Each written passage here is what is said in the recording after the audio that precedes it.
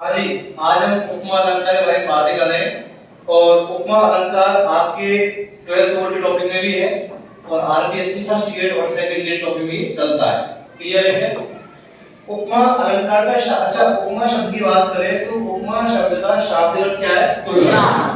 ठीक है, और ये इसकी परिभाषा है।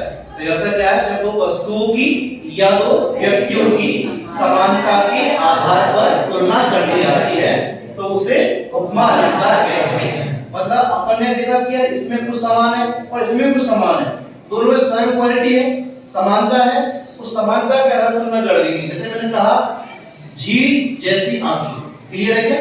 झील जैसी आंखें, तो हम आंख की तुलना किससे कर दी? झील से। क्योंकि झील का रंग कैसा है? नीला, और आंख का रंग कैसा था? नीला।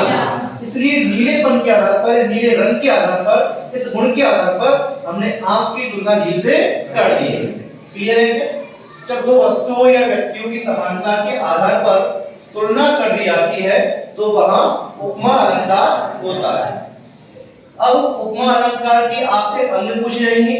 किसके कितने अंग होते हैं? 4 अंग होते हैं। पहला कौन सा है? उपमेय, दूसरा उपमान, तीसरा वाचक, चौथा सारण। अब पहला है उपमेय। इसे कहते हैं जिसकी तुलना की जाए, जिस वस्तु की आप तुलना कर रहे हैं उसे उपमेय कहते हैं। अच्छा, कई बार भूल जाते हैं कि सर उपमेय की परिभाषा क्या होती है, उपमेय किसे कहते हैं। यदि आप ये भूल जाओ जिसकी तुलना की जाए तो इतना से हम लोग उपमेय उसे कहते हैं भैया जो आपके सामने मौजूद है, जो आपके सामने प्रस्तुत है। जैसे मैंने कहा झील जैसी आंखें। अब बताओ आंख है, झील है, हमारे पास मौजूद क्या है? आंख। आंख हमारे सामने प्रस्तुत है, मौजूद है, इसलिए आंख क्या है? उपमेय। इसकी तुलना की जाए या जो आपके सामने प्रस्तुत है, मौजूद है, वो उपमेय होता है। क्लियर है क्या? और उपमान जिससे तुलना की जाए, यही वो कैसा है? अप्रस्तुत है, जो हमारे सामने नहीं है। अप्रस्तुत, जो हमारे सामने नहीं है। वाचक शब्द बताते हैं कि ये उपमा अलंकार है। इसकी पहचान है वाचक शब्द सा से सी, समान, और ये आपका कौन सा जाएगा? जैसे, और तुल्य, इव, जैसा, सदृश, सादृश्य, सरिस। यदि इनमें से आपको कोई शब्द दिख जाए, समझ जाओ आप कौन सा अलंकार है? उपमा अलंकार है। ठीक है, ये वाचक शब्द है, इनके माध्यम से उपमा अलंकार का पता चलता है। और समान उदाहरण किसे कहते हैं? जो उपमेय या उपमा दोनों में समान। देखिए एग्जांपल, उसका चेहरा चंद्रमा के समान सुंदर है।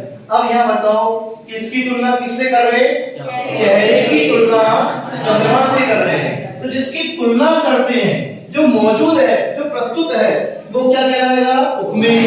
यानी चेहरे की तुलना की है, ठीक है, इसे चेहरा क्या है आपका? उपमेय।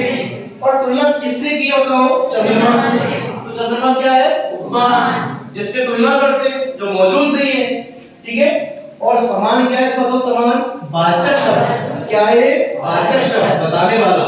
और सुंदर, चेहरा भी सुंदर है, चंद्रमा भी सुंदर है। ये जो गुण उपमेय व उपमान दोनों में समान हो वो आपका समान गुणधर्म कहलाएगा। क्लियर है क्या? तो ये आपका उपमा अलंकार। धन्यवाद।